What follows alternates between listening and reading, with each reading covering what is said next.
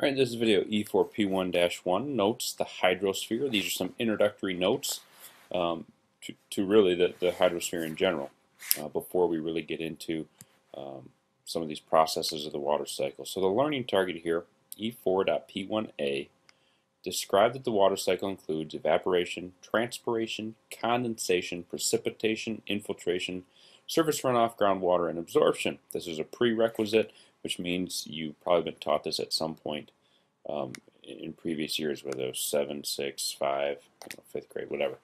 But anyways, there's some pretty straightforward notes here you should have out this document. You will be writing in some things. So again, don't forget to use that pause button if you need to. We'll go ahead and get started here.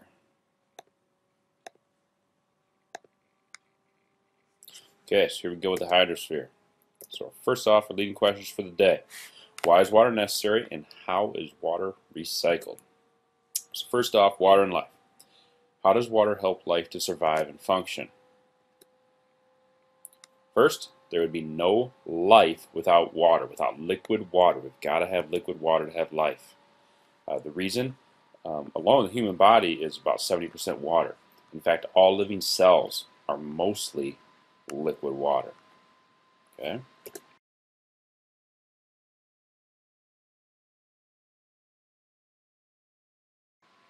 We use water for many things. Not only drink it, washing it, playing it, we also use it for agriculture, manufacturing and minerals, transportation, and we're going to explain all these things here in a second. So if they make no sense right now, don't worry about it. First off, agriculture. This uses about 41% of all water in the United States. It's the largest percentage of any of these things that we're going to talk about. Most of this is for irrigation. Irrigation meaning piping it in from, piping water in from elsewhere. You guys have seen as you drive around Hamilton the huge sprinkler systems. They're pivoting on the well through a field, and you see the big wheels. It's like a huge sprinkler is what it is.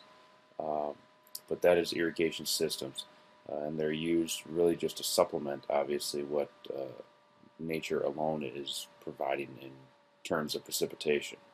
Are much more common even out west where it is more arid, and people are still trying to farm the land.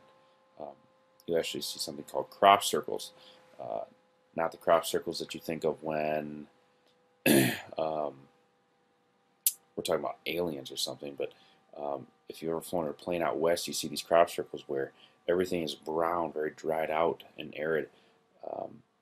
But then you see these very green circles, and that's because of the irrigation systems pivoting on their well, moving around, and the only green there is, well, whatever's being reached by a sprinkling system.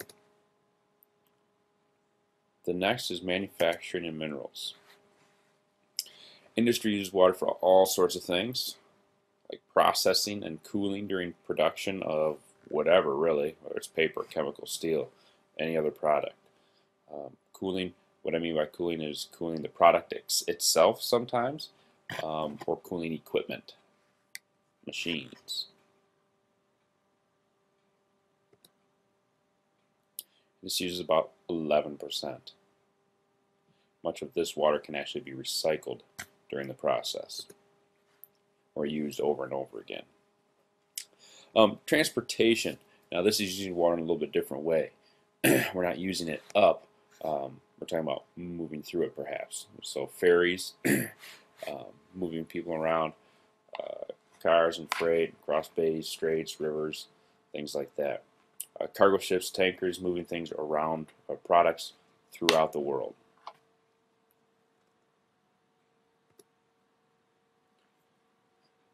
So number 9, water use. Water is a valuable natural resource. It must be conserved and protected. Well, 71% of Earth is water. The problem, the rest, I guess, is, well, of all the water there is, less than 1% is available to us.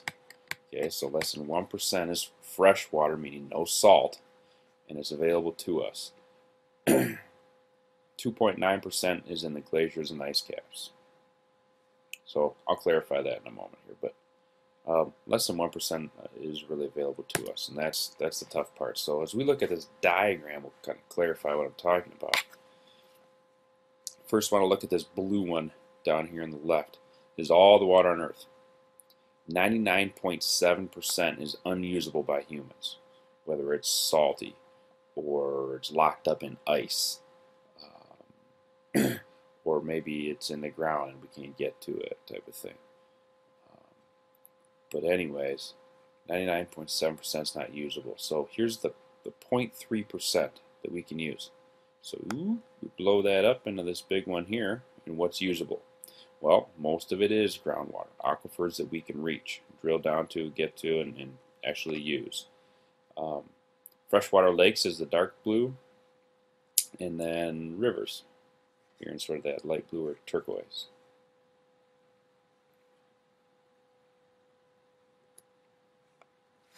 Here's another way to look at it. So 97% of the water on Earth is salty, 3% is fresh. Most of that, in this brown column in the middle, is our fresh water. It is locked up in ice caps and glaciers. 30% is in the ground. This little sliver, the brown one here, is surface water, and other 0.9%. Well, if we're taking just surface water, it's going to be our last column here. 87% of surface water is lakes, 11% swamps, 2% rivers. Now, even thinking about this, we live in Michigan. We're surrounded by the Great Lakes, so we live in a pretty good place. The Great Lakes make up 20% of the world's fresh surface water. So we're talking about water usage. Let's think about what we're doing here maybe at Hamilton in school. And it's interesting to see that, okay, so a quarter of it here is landscaping, watering our ball fields and things like that, maybe out in front of the buildings. We don't really water out behind buildings or anything like that. But again, that's only seasonal. Heating and cooling, 20%. Kitchens, so for making lunch every day, and perhaps breakfast if they're doing that, 10%. Restrooms is 45%. And the main reason for that is, we have, say about 700 people in our building at any given time, and in between classes alone, lots and lots of flushing occurs. Every time you flush a toilet, you're using a fair amount of water. Our newer stuff down by the office and cafeteria is higher efficiency than the rest of the building, but still, that's using a ton of water. Swimming pools is less than 1%. And the reason is, probably guess it, it's a one-time fill usually. It's not often at all that water is emptied or anything. It's chemically treated, so it's not a huge consumer of our water. In the house, pretty much the same idea here with the toilets being, excuse me, a pretty large percentage of the water usage in the house. It doesn't really even matter if you have very few people in your family or a whole lot of people in your family. Flushing that toilet is going to take a lot of it. Showers, this can vary. Do the people in your house take very long showers, or are people generally taking pretty quick showers? So that can vary quite a bit. Bathroom sinks can vary also. For example, do you leave the sink running while you're brushing your teeth, or while an older sibling or father is shaving, or is the sink turned off? Laundry. Do you have a high efficiency washing machine? Are you